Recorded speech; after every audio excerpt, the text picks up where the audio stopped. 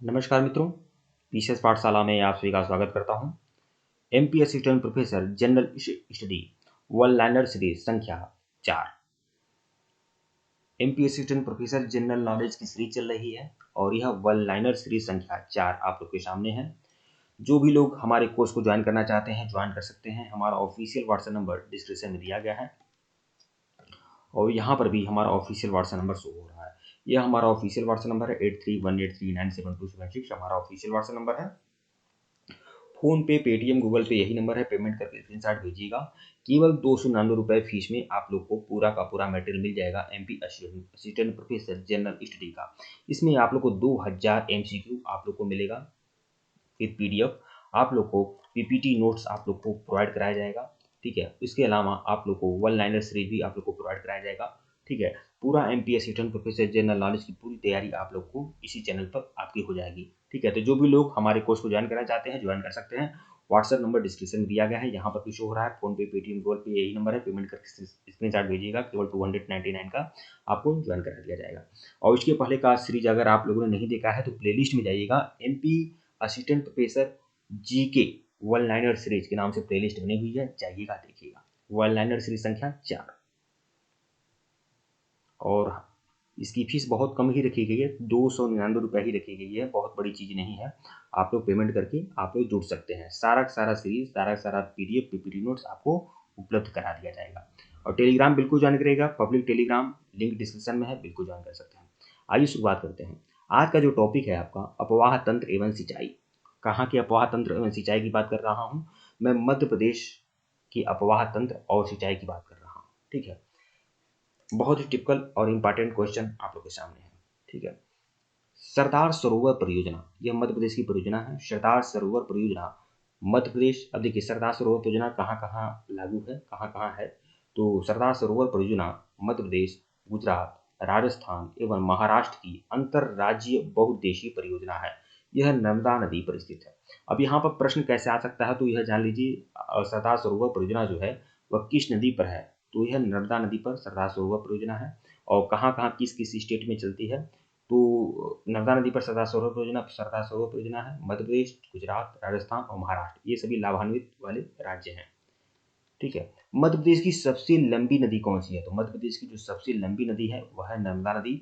और इतनी लंबी नदी है मध्य प्रदेश की कि इसको मध्य प्रदेश की जीवन रेखा कहते हैं। और कहीं कहीं इसे मध्य प्रदेश की गंगा भी कहते हैं। वैसे मध्य प्रदेश की गंगा बेतवा नदी को कहा जाता है, लेकिन इसे भी कहा जाता है। ठीक है, और नर्मदा नदी को भी मध्य प्रदेश की गंगा कहा जाता है। तो मध्य प्रदेश की सबसे लंबी नदी है, एकदम मध्य प्रदेश के बीचों बीच में से निकलती है। ठीक है, तो यह सबसे लंबी नदी है, इसे जीवन रेखा कहा जाता है मध्य प्रदेश का। ठीक है, नर्मदा नदी जो है मध्य प्रदेश की एक महत्वपूर्ण नदी है और इसका एक अन्य नाम भी है, इसे रेवा भी कहा जाता है। मतलब कि वैदिक साहित्य में इसे रेवा कहा गया है, रेवा। ठीक है, इसे मैकुल सुता कहा गया है, इसे शोभो देवी एवं नामोदास भी है। तो इसके अन्य नाम आपके कौन से हैं? सबसे महत्वपूर्ण नाम तो आपका रेवा है, मत भूलिएगा, बहुत ही इंपॉर्टेंट है। इसके अलावा इसकी मैकल सुता, शोगो देवी एवं नामोदास भी है इसके अन्य नाम। ठीक है, नर्मदा नदी जो है जबलपुर के निकट भेड़ाघाट पर धुआंधार जलप्रपात का निर्माण करती है। तो नर्मदा नदी पर एक जलप्रपात है, बहुत ही ज़्यादा महत्वपूर्ण है और उस जलप्रपात का नाम है धुआंधार। देखिए भूगाधार लिखा है, ये गलती से मिसप्रिंटिंग लिखा है, यहाँ जान लीजिए धुआंधार जलप्रपात। ठीक है, तो धुआंधार जलप्रपात जो है कहाँ स्थित है? तो नर्मदा नदी पर जबलपुर के निकट भेड़ाघाट पर धुआंधार जलप्रपात है। ठीक है, नर्मदा नदी पर जबलपुर के निकट भेड़ाघाट की चट्टानों में धुआंधार जलप्रपात का निर्माण नर्मदा नदी करती है। नर्मदा नदी देश की 5वीं सबसे बड़ी नदी है। 5वीं सबसे बड़ी नदी है नर्मदा नदी। ठीक है, राज्य में अत्यधिक भूमिगत जल का दोहन। देखिए राज्य में अत्यधिक भूमिगत जल का दोहन कहाँ से होता है, मतलब कि कहाँ पर सबसे ज़्यादा भूमिगत जल है? तो राज्य में सबसे ज़्यादा भूमिगत जल कहाँ है? इंदौर में, उज्जैन, मंदसौर, शाजापुर, रतलाम, इन जिलों में भूमिगत जल के भंडार हैं। इंदौर, उज्जैन, मंदसौर, शाजापुर और रतलाम। ठीक है, इसी कारण इन 5 जिलों को काला जिला या सूखा जिला कहा जाता है। नहीं, गलती से हमने बता दिया। राज्य में अत्यधिक भूमिगत जल का दोहन, मतलब भूमिगत जल का सबसे ज़्यादा दोहन कहाँ होता है? इतना ज़्यादा दोहन हो जाता है यहाँ पर कि इसे क्या बोलते हैं? काला जिला या सूखा जिला बोलते हैं। ठीक है, तो ये इंदौर, उज्जैन, मंदसौर, शाजापुर और रतलाम, ये जो जिले हैं यहाँ पर सबसे ज़्यादा भूमिगत जल का अत्यधिक दोहन होता है। इसी कारण इस 5 जिलों को काला जिला या सूखा जिला कहा जाता है। इंदौर, उज्जैन, मंदसौर, शाजापुर और रतलाम को काला जिला या सूखा जिला कहते हैं, क्योंकि यहाँ पर भूमिगत जल का सबसे ज़्यादा दोहन होता है। मध्य प्रदेश में इंदौर जिले की महू तहसील, देखिए महू, यह मिसप्रिंटिंग हो जा रहा है बार बार, इंदौर जिले की महू तहसील की जनापान पहाड़ी, जनापाव पहाड़ी है, जनापाव पहाड़ी, देखिए जनापाव पहाड़ी, तो मध्य प्रदेश की इंदौर जिले की महू तहसील की, यही महू तहसील वही है जहाँ भीमराव अम्बेडकर का जन्म हुआ था। तो मध्य प्रदेश की इंदौर जिले की महू तहसील की जनापाव पहाड़ी से चंबल नदी का उद्गम होता है। तो चंबल नदी का उद्गम जनापाव पहाड़ी से होता है। जनापाव पहाड़ी कहाँ है? महू तहसील में, इंदौर जिले में है। तथा यह नदी हटाया के पास यमुना नदी में मिल जाती है। तो यह नदी जो है कहाँ मिलती है? यमुना नदी में मिल जाती है। प्राचीन काल में चंबल नदी को धर्मावती, देखिए प्राचीन काल में चंबल नदी का एक नाम क्या है? धर्मावती नदी है। इसे चरमावती या चरमोती के नाम से भी जाना जाता है। चंबल नदी का प्राचीन नाम है, वैदिक नाम है ये, ठीक है। चंबल नदी मध्य प्रदेश एवं राजस्थान की सीमा धारण करती है। अब ये प्रश्न उठ सकता है कि कौन सी नदी मध्य प्रदेश और राजस्थान की सीमा निर्धारण करती है? तो वह है चंबल नदी। चंबल नदी मध्य प्रदेश और राजस्थान की सीमा निर्धारण का कार्य करती है। रीवा जिले में बीहड़ नदी पर चचाई जलप्रपात प्रदेश का सबसे ऊंचा जलप्रपात है, ठीक है।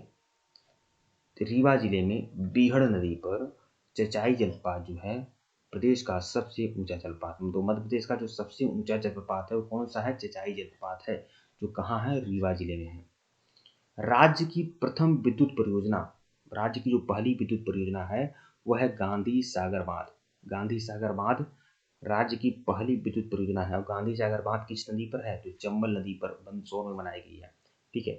चंबल नदी पर 2 बांध है, एक मध्य प्रदेश में है गांधी सागर बांध, और राणा प्रताप सागर बांध जो है आपका वह राजस्थान में है, और वो भी आपका चंबल नदी पर बनाया गया है, राणा प्रताप सागर बांध, ठीक है। तो फिलहाल आप मध्य प्रदेश के बारे में जाना, तो राज्य की जो पहली विद्युत परियोजना है वह है गांधी सागर बांध, जो चंबल नदी पर है, मंदसौर जिले में बनाई गई है। बहुत ही ज़्यादा इंपॉर्टेंट है ये। अब यहाँ से प्रश्न यह भी उठ सकता है कि चंबल नदी पर गांधी सागर बांध किस नदी पर है? चंबल नदी पर है, और यह राज्य की पहली विद्युत परियोजना है। यह गांधी सागर बांध कहाँ है? तो मंदसौर जिले में बनाया गया है, ठीक है। ताप्ती नदी का उद्गम, अब देखिए ताप्ती नदी का उद्गम क्षेत्र क्या है? तो ताप्ती नदी का जो उद्गम है वह बैतूल जिले में मुल्ताई नगर के पास से समीप से होता है। ताप्ती नदी का उद्गम कहाँ होता है? बैतूल जिले के मुल्ताई नगर से होता है, ठीक है। और यह नदी गुजरात में सूरत के निकट खंबात की खाड़ी में गिरती है। तो ताप्ती नदी गिरती कहाँ है? खंबात की खाड़ी में गिरती है। इसका उद्गम स्थल बैतूल जिले के मुल्ताई नगर से है, ठीक है। ताप्ती नदी नर्मदा की भांति पूर्व से पश्चिम की ओर भ्रंश घाटी में बहती है, ठीक है। तो भ्रंश घाटी में बहने वाली नदी एक ही आपका नर्मदा है।